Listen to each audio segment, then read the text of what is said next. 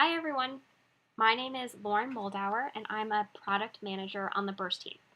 Because I can't be there today, I put together this short introduction to Burst and summary of what the team's been up to. I'll start with a couple introductions. This is the group of coaches, engineers, designers, education support specialists, and product managers that support customer success with Burst. And as some of you know, Burst is a staff-led elementary reading intervention program. Several years ago, we developed Burst to help educators make reading intervention a day-to-day reality in schools. Catching up students requires not just staff-led small groups and a sufficient number of minutes per day, it requires instruction targeted in the skills students need to develop. But analyzing assessment results to identify those skills is time-consuming. And then finding and preparing quality lessons aimed at those skills is even more time-consuming. And that's where Burst comes in. Burst uses computing power to do the heavy lifting of data analysis and lesson generation. After educators administer digital placement tests, Burst analyzes the responses of each student to determine what they can and can't do and locates them on a learning progression that identifies what they should focus on next. It then analyzes the results of other students and arranges students by skill into small groups of up to 4 to 6. Once the groups are formed, Burst determines the ideal focus for the group and automatically prepares 2 weeks of detailed lessons targeted to current needs of each group. Staff then deliver the lessons to the small group of students in a Tier 2 setting, either with the interventionist pushing in or the students pulling out.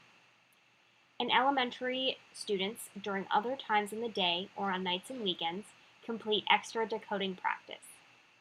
Educators then progress monitor every 2 weeks, and the cycle continues as students' skills progress.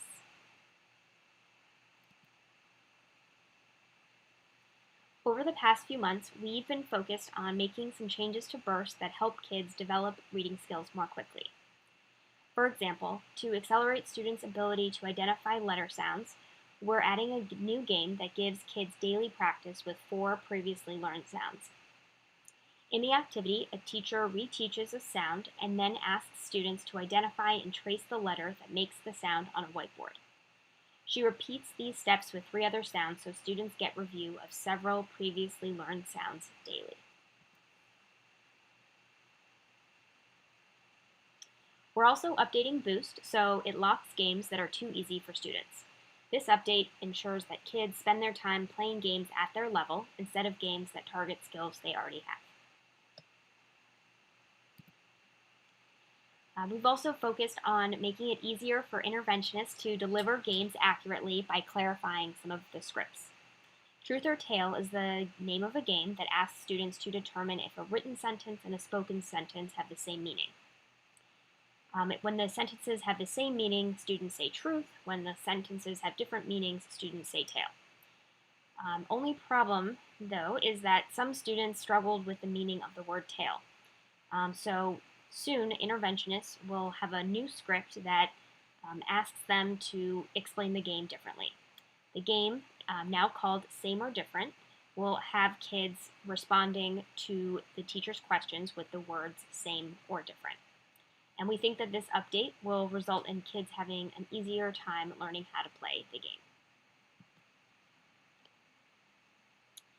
In another game called Simon Says, an interventionist asks one student to read and act out directions on a piece of paper.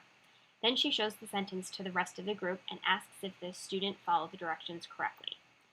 To increase the engagement of all kids in this game, pretty soon the script will ask students to perform the game in a different way. All students will read the directions at the start of the game, and then the students will give a thumbs up or thumbs down after one student acts out the directions. We also heard from a couple Burst interventionists that some of their lessons included stories their kids had already read. To address that feedback, we've already updated the lesson bank's algorithms, so Burst always includes new stories in lessons. Another focus for us this quarter has been around making it easier for intervention coordinators to input their preferences while forming groups. We're doing this by designing a cleaner interface and providing links to FAQs where intervention coordinators can get guidance on using the filters. We're also improving the experience for kids whose teachers use digital cards. Several activities in Burst have kids identify one word among a set of words like you see in this picture. We enlarge the words on the cards so it is easier for kids to read them. Over the past 4 to 5 months, we've also been defining the next generation of Burst reading.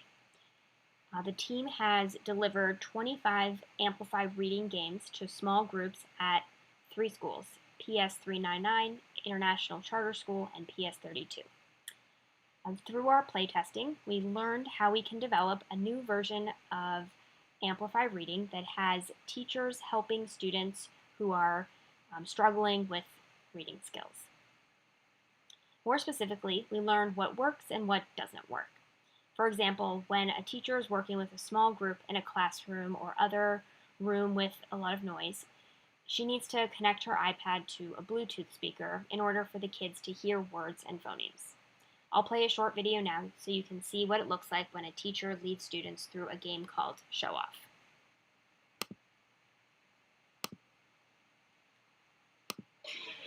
She took the jar outside to catch fire.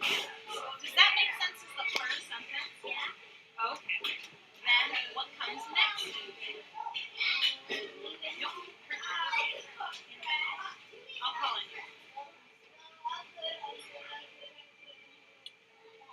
She took the jar outside to catch fire. Millie gathered rocks, twigs, and spongy moss.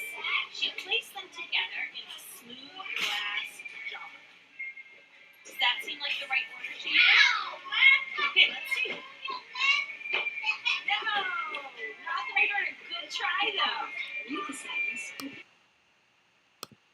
So that was just a brief update about Burst 2.0, and in future M-Class shareouts, I will have many more updates to share with the group as we continue refining the solution over the next several weeks.